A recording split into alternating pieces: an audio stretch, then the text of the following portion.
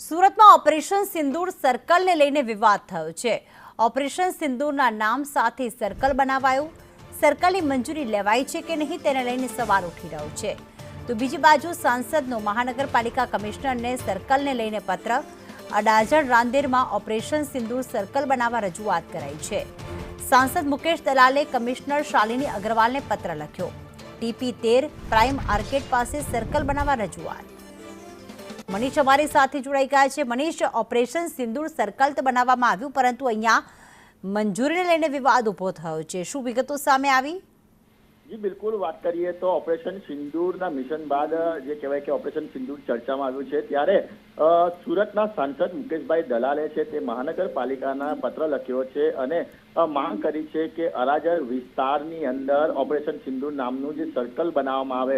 મહત્વની વાત એ છે કે ઓપરેશન સિંદૂર છે તે દેશભરમાં ચર્ચાનો વિષય બન્યો હતો, ત્યારે દેશભરની લાગણી હતી। ત્યારે મુકેશ દલાલ સાંસદે આ અરાજન વિસ્તારમાં જ માત્ર માંગણી કરી હતી કે અરાજન વિસ્તારની અંદર જ આ જે સર્કલ બનાવવામાં આવે, જેને લઈને વિવાદ થયો છે। બીજી બાજુ વાત કરીએ તો જે સર્કલ બનાવવામાં આવ્યું છે અરાજન વિસ્તારની અંદર ઓપરેશન સિંધુને લઈને જે કહેવાય કે પ્લેન મૂકવામાં આવ્યું છે ફાઇટર, તેને લઈને પણ વિવાદ થયો છે, કારણ કે તેની મંજૂરી લેવામાં આવી છે કે કેમ નથી તેને લઈને અનેક સવાલો ઉઠી રહ્યા છે। કારણ કે જ્યારે પણ સર્કલ બનાવવામાં આવતા હોય છે ત્યારે મહાનગરપાલિકાની અંદર પ્લાન મૂકવામાં આવતા હોય છે અને એ પ્લાનની મંજૂરી લેવામાં આવતી હોય છે, ત્યારબાદ જ મહાનગરપાલિકા છે તે સર્કલ બનાવવાની મંજૂરી આપતા હોય છે। ત્યારે સર્કલ બનાવી દેતા અનેક વિવાદ થયો છે। જી બિલકુલ, આભાર તમામ વિગતો માટે મનીષ।